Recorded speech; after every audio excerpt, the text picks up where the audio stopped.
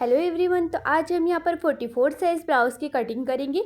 ये नप्ती का ब्लाउज़ है हमारा, जिसकी लेंथ हमारी आ रही है 16.5 इंच और इसकी चेस्ट लाइन हमारी आ रही है 20.5 इंच। तो इस हिसाब से हम इसकी मार्किंग करना स्टार्ट करेंगे। 16.5 इंच में 1 इंच प्लस करेंगे तो ये हमारा 17.5 इंच आएगा। तो लेंथ हम इसकी 17.5 इंच लेंगे। आर्मोल और शोल्डर हम यहाँ पर 6 इंच लेंगे और चेस्ट लाइन जो हमारी आ रही है वो 10.5 इंच आ रही है। तो हम 10.5 इंच में 1.5 इंच प्लस करेंगे तो हमारी 12 इंच यहाँ पर चेस्ट लाइन 12 इंच पर हम यहाँ पर चेस्ट लाइन मार्क करेंगे। 1.5 इंच हमने यहाँ पर एक्स्ट्रा लिया है मार्जिन के लिए। सीधी लाइन ड्रॉ कर लेंगे। 1.5 इंच पर हम आर्मोल ड्रॉ करेंगे, इसका गोलाई की तरफ शेप दे देंगे। अब हम यहाँ पर बैक पार्ट की कटिंग कर लेंगे। बैक पार्ट के अकॉर्डिंग ही हम यहाँ पर फ्रंट पार्ट की कटिंग कर लेंगे। यहाँ पर हम बैक पार्ट को इस प्रकार से रखेंगे और एक लाइन ड्रॉ कर लेंगे। आर्मोल और शोल्डर हम फ्रंट पार्ट का भी 6 इंच रखेंगे।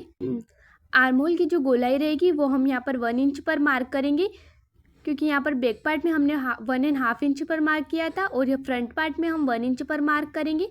12.5 हम यहाँ पर फ्रंट पार्ट की चेस्ट लाइन लेंगे। बैक पार्ट में हमने 12 इंच ली थी, तो हाफ इंच प्लस करते हुए हम यहाँ पर फ्रंट पार्ट में लेंगे।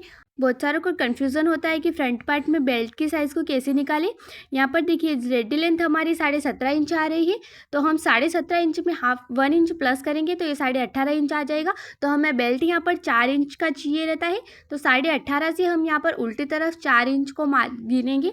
तो यहाँ पर ये हमारा 14.5 इंच आ रहा है, मतलब फ्रंट पार्ट हमें 14.5 इंच का रखना है, तो 4 इंच हमारा बेल्ट हो जाएगा। तो ये साइज़ हमारी परफेक्ट हो जाएगी साइज़ के अकॉर्डिंग। तो 4 इंच यहाँ पर ऊपर की साइड गिनना है, तो यहाँ पर 14.5 इंच का हमारा फ्रंट पार्ट की लेंथ आ रही है और 4 इंच हमारा बेल्ट का हो जाएगा। तो ये साइज़ हमारी बराबर हो जाएगी। अब हम इसकी यहाँ पर कटिंग कर लेते हैं। बहुत सारों को यहाँ पर बेल्ट की साइज़ निकालने में दिक्कत होती है, तो आप इस आसान तरीके का यूज़ कर सकते हैं। यहाँ पर फ्रंट पार्ट की भी हम कटिंग कर लेंगे जिस प्रकार से हमने यहाँ पर मार्किंग की है। और ये जो एक्स्ट्रा पार्ट बच रहा है इसमें हम यहाँ पर बेल्ट की कटिंग करेंगे और ये साइड वाले पार्ट में हम स्लीव्स की कटिंग करेंगे। बेल्ट हम यहाँ पर 4 और 3.5 इंच पर निशान लगाएंगे।